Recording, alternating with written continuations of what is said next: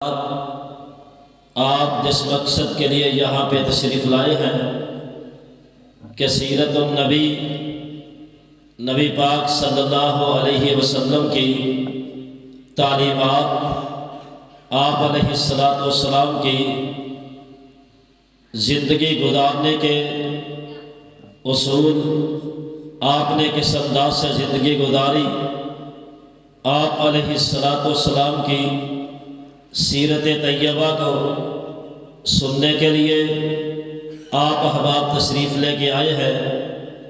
دعا ہے کہ اللہ رب العالمین آپ احباب کا یہاں پہ آنا اپنی بارگاہ عالیہ میں قبول و منظور فرمائے۔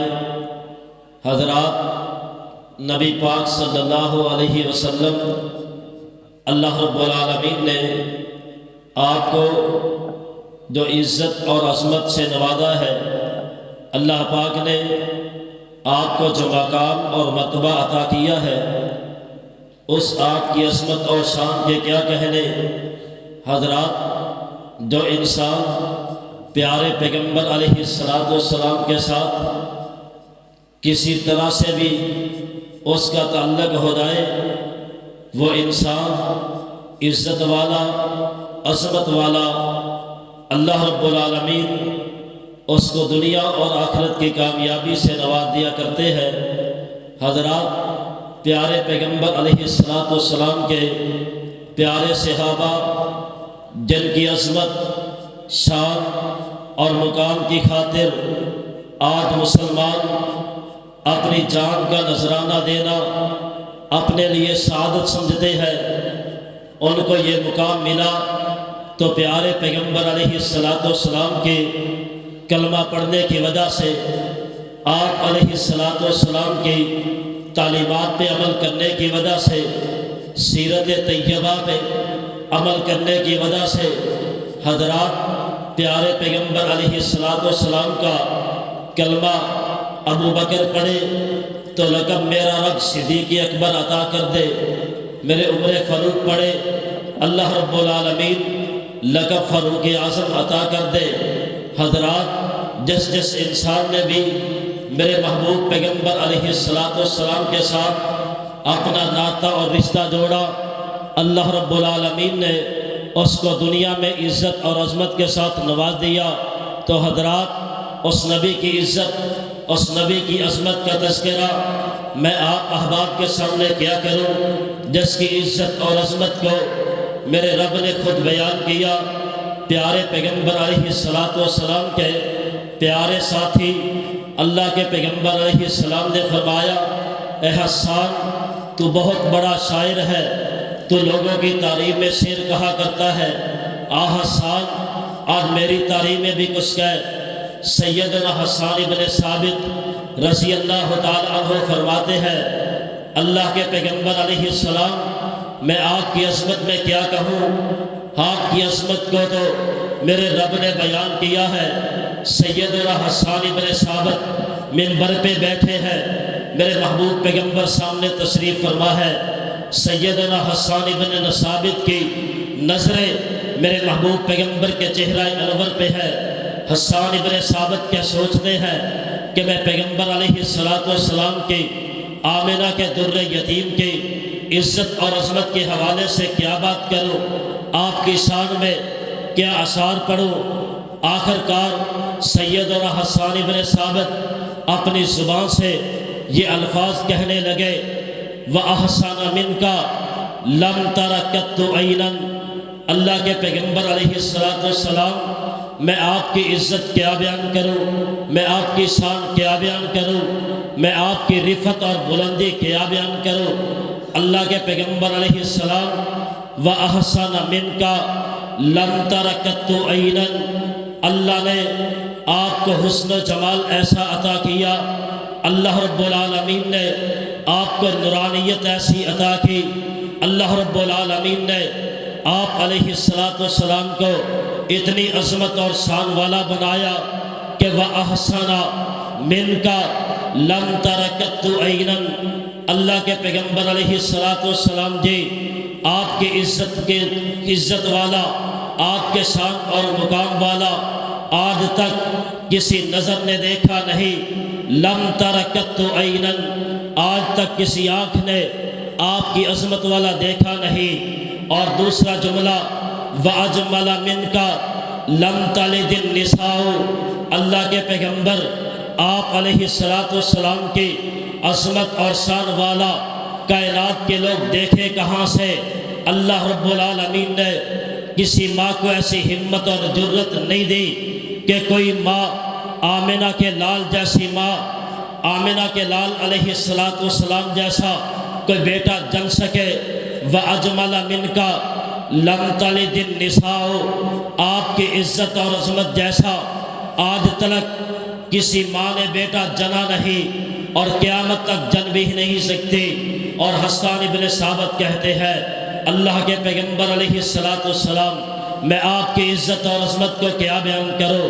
وَأَحْسَنَ مِنْكَ لَمْ تَرَكَتْ عَيْنًا وَأَجْمَلَ مِنْكَ لَمْ تَلِدِ النِّسَاءُ خُلِقْتَ مُبَرَّأً مِنْ كُلِّ عَيْبٍ، اللہ رب العالمین نے آپ کو پیدا کیا، خُلِقْتَ، آپ پیدا کیے گئے، من کل عیب، ہر عیب سے پاک میرے رب نے آپ کو پیدا کیا، خلقت مبرأ من کل عیب، اللہ رب العالمین نے عیب نام کی چیز آپ کی ذات میں رکھی کوئی نہیں۔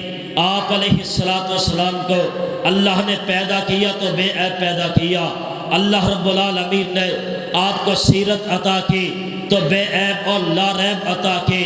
اللہ کے پیغمبر علیہ السلام جی خلقت مبرأ من کل عیب، اللہ کے پیغمبر علیہ السلام، اللہ نے آپ کو پیدا کیا ہے تو ہر عیب سے پاک پیدا کیا ہے۔ خلقت مبرأ من کل عیب کأنک قد خلقت کما تشاء، اللہ کے پیغمبر آپ کو اللہ نے ایسے پیدا کیا کأنک قد خلقت، گویا کہ آپ کہتے چلے گئے اللہ مجھے ایسا بنا دے، اللہ مجھے ایسا بنا دے، اللہ مجھے ایسا بنا دے۔ خلقت مبرأ من کل عیب کأنک قد خلقت کما تشاء، اللہ کے پیغمبر آپ کو تو اللہ نے ایسے پیدا کیا جیسے آپ کہتے گئے، میرا رب آپ کو پیدا کرتا گیا، میرا رب آپ کو بناتا چلا گیا۔ حضرات پیارے پیغمبر علیہ السلام کی سیرت کو دیکھا جائے تو بے مثال نظر آئے گی، آپ کے مقام کو دیکھا جائے تو بے مثال نظر آئے گا، آپ کے ساتھیوں کو دیکھا جائے تو بے مثال نظر آئے گے، آپ علیہ السلام کی تعلیمات کو دیکھا جائے تو بے عیب نظر آئے گی۔ میرے پیغمبر علیہ السلام کی جو غلامی میں آ گیا، میرے رب نے اس کو بھی دنیا میں اونچا اور بلند مقام عطا کر دیا۔ آئیے حضرات، جس انسان نے میرے پیغمبر علیہ السلام کے ساتھ اپنا ناطہ جوڑ لیا، میرے پیغمبر نے دنیا میں نام پیدا کر دیا۔